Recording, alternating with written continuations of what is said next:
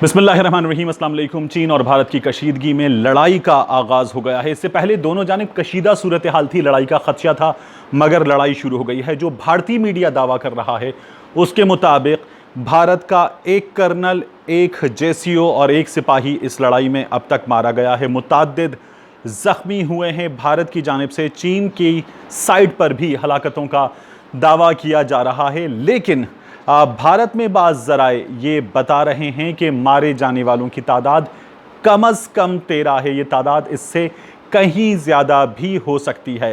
ये लड़ाई हुई है गलवान वैली में। ANI जो भारतीय सरकार का माउथ पीस है, भारत नवाज, मोदी नवाज, सरकार नवाज मीडिया है, उनके मुताबिक 3 अफराद मारे गए हैं, मुतअद्दिद ज़ख्मी हुए हैं। NDTV भी यही तादाद बता रहा है। भारत के दीगर टीवी चैनल्स ये तादाद बता रहे हैं। इस वक्त भारत की सरकार से भारत में उसके मुखालिफ ये पूछ रहे हैं कि उनकी पॉलिसी क्या है, वो क्या जवाब देने जा रहे हैं। इस वक्त भारत में ट्विटर पर लद्दाख टॉप ट्रेंड कर रहा है। भारतीय वजारत खारिजा की सतह पर मुज़ाकरात हुए, मेजर जनरल्स की सतह पर मुज़ाकरात हुए, लेफ्टिनेंट जनरल्स की सतह पर मुज़ाकरात हुए और उसके बाद ये तय हुआ कि सिफारती सतह पर भी और इसके साथ साथ अस्करी सतह पर भी मुज़ाकरात के, फ़ौजी सतह पर मुज़ाकरात के कुछ 8 से 10 अदवार तय हुए और ये मुख्तलिफ रीजन्स में, जहाँ पर लद्दाख है, सिक्किम है, इन रीजन्स में हुए। इब्तदाई तौर पर यह भी तय हो गया था कि चीन जो भारत के अंदर कुछ 60 स्क्वायर किलोमीटर मिनिमम का दावा किया जा रहा था और 12 किलोमीटर अंदर आ गया था गलवान वैली में पैंगोंग लेक के पास, वहाँ से 1 किलोमीटर पीछे हटने पर चीन रजामंद हुआ था और 1 ही किलोमीटर पीछे हटने पर भारत रजामंद हुआ था। यानी भारत उस इलाके में जहाँ अपना दावा कर रहा था वहाँ पर भी वो 1 किलोमीटर पीछे हटने पर रजामंद हुआ था। चीन अब भी भारत के अंदर मौजूद है। इस तमाम लड़ाई में यह खदशा भारत के अस्करी माहिरीन की जानिब से मुसलसल जाहिर किया जा रहा था कि चीन जहां तक आ चुका है वहां से चीन को वापस भेजना नामुमकिन है और यहां तक आना रॉ की नाकामी है। और रॉ की इस नाकामी के साथ भारतीय मेजर्स ये डिमांड कर रहे थे कि यहाँ पर, भारतीय जनरल्स की डिमांड थी कि यहाँ पर जो जो लोग इस तबाही के ज़िम्मेदार हैं, इस नाकामी के ज़िम्मेदार हैं, उनसे जवाब लिया जाए, उन पर रिस्पॉन्सिबिलिटी फ़िक्स की जाए, उन्हें कम अज़ कम उनके ओहदों से या इस इलाके से तो उनको तबादला करके दूसरी जगहों पर, कम रिस्पॉन्सिबिलिटी की जगहों पर भेजा जाए और उनसे जवाब लिया जाए कि ये तमाम चीज़ें कैसे हुई हैं। ये लड़ाई जो रात में हुई, इस लड़ाई में सूरत हाल बिगड़ी। भारतीय मीडिया दावा कर रहा है कि चीनी जानिब भी जानी नुकसान हुआ है। चीन के बाज़ ट्विटर पर सार्फिन भी, सहाफ़ी भी आपको ये बताते हुए नज़र आ रहे हैं कि चीन का जानी नुकसान भी हुआ है। लेकिन इस तमाम सूरत हाल में इस वक्त अब मोदी सरकार से उसका मीडिया जो मुसलसल ये बता रहा था कि भारतीय फ़ौज तैयार है, भारतीय सेना तैयार है, कशीदा सूरत हाल है, मुज़ाकरात हो रहे हैं, भारत अमन चाहता है।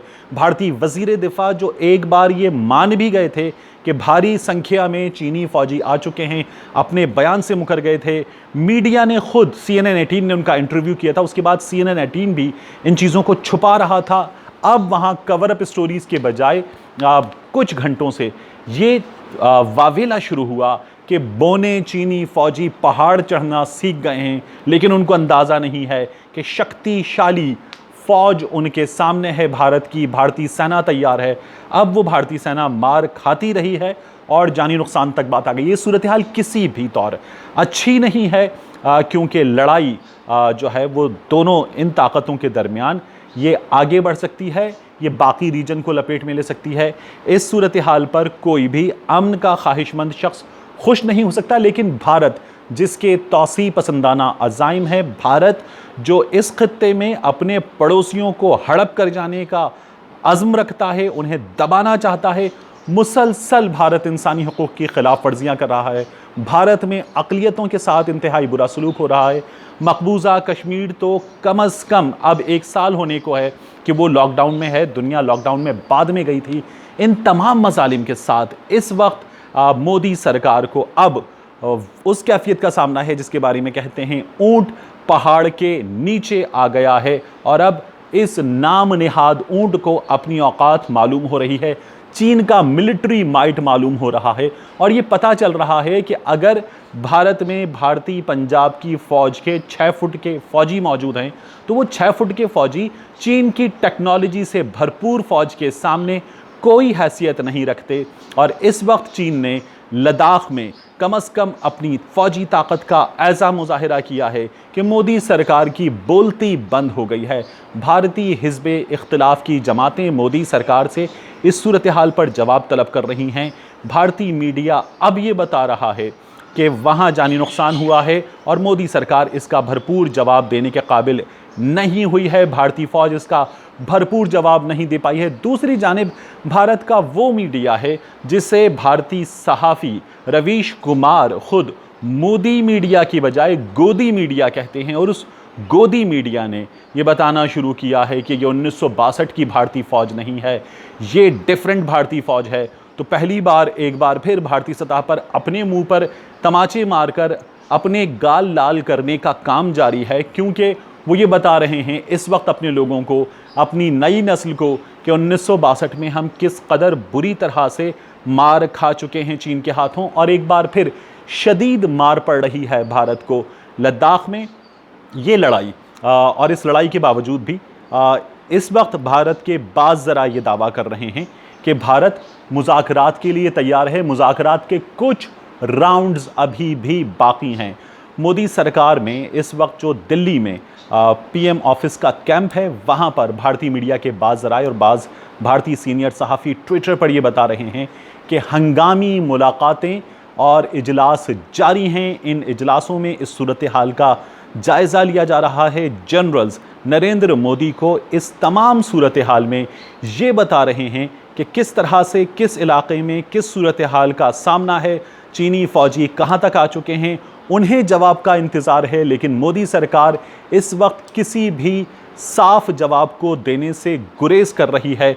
उनकी जानिब से इस वक्त जान छुड़ाने की पॉलिसी नज़र आ रही है, और जान छुड़ाने की इस पॉलिसी में भारतीय सरकार जो है वो चुप नज़र आ रही है। दूसरी जानिब भारतीय शहरी हैं जो ट्विटर पर अजीत डोवल की, मोदी की तस्वीरें ट्वीट कर रहे हैं, जिनमें तीर कमान के साथ नरेंद्र मोदी ये दावा कर रहे हैं कि वो इस तमाम सूरत हाल के लिए तैयार हैं और चाइना को जवाब देंगे। आप ट्विटर पर जाइए और देखिए कि किस तरह से इस वक्त इंडिया में भी, पाकिस्तान में भी लद्दाख टॉप ट्रेंड कर रहा है, और भारतीय टैंक इस वक्त जो है वो अपनी सरहद से लद्दाख की जानिब मूव किए जा रहे हैं। ट्रेनों में लदे हुए टैंक जाते हुए नज़र आ रहे हैं। चीन में ये सूरत हाल बहुत पहले से उनको अंदाज़ा था, उन्होंने इसकी तैयारी कर ली थी। मैंने आपको बताया था कि चीन में पूरी फ़ौजी और अस्करी ताकत इस वक्त लद्दाख वाली साइड पर मौजूद है, और वो इलाका जो चीन का इलाका था जिसे भारत ने अपने तसल्लुत में किया हुआ था, चीन ने उस पर कंट्रोल अपना हासिल करते हुए आगे बढ़ना शुरू किया। और अब चीन जिसे लाइन ऑफ एक्चुअल कंट्रोल कहते हैं, उस पर अपनी भारी फ़ौजी ताकत के साथ, जिनमें जंगी तैयारे भी मौजूद हैं, अपने टैंक्स भी ला चुका है। वहाँ पर उनके जदीद एंटी टैंक मिसाइल्स भी मौजूद हैं, एंटी एयरक्राफ्ट गन्स मौजूद हैं, और चीन इस वक्त पूरी जंग की तैयारी कर चुका है। मैंने हरचरणजीत सिंह जो भारतीय जनरल हैं, एक्स जनरल, उनका आपको बताया था। उनका ये कहना था कि भारतीय उंगलियां चीन के फौजी बूट के नीचे कुचली गई हैं। China has come prepared for the skirmish and a little war, लेकिन अब ये मुकम्मल जंग के लिए तैयार हैं।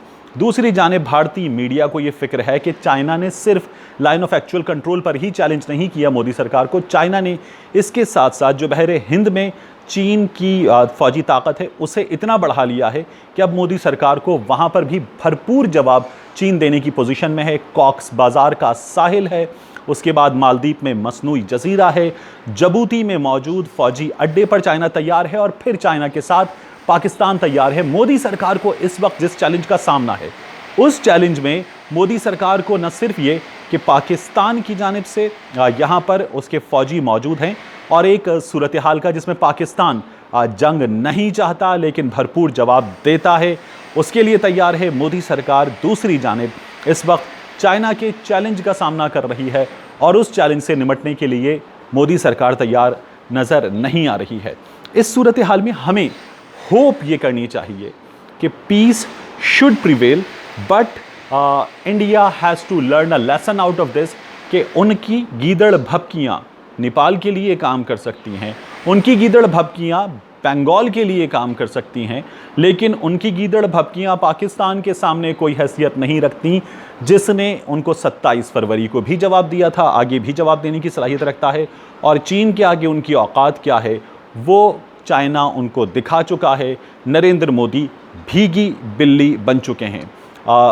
आफ्टर सेइंग ऑल दिस मैं ये कहना चाहूँगा कि इस वक्त हमें ये होप करनी चाहिए कि इस खित्ते में पीस हो, इस रीजन में पीस हो, लेकिन भारत को जो सबक मिलना चाहिए था वो मिल रहा है और उसे ये सबक सीख लेना चाहिए। मिलते हैं आपसे अगले व्लॉग।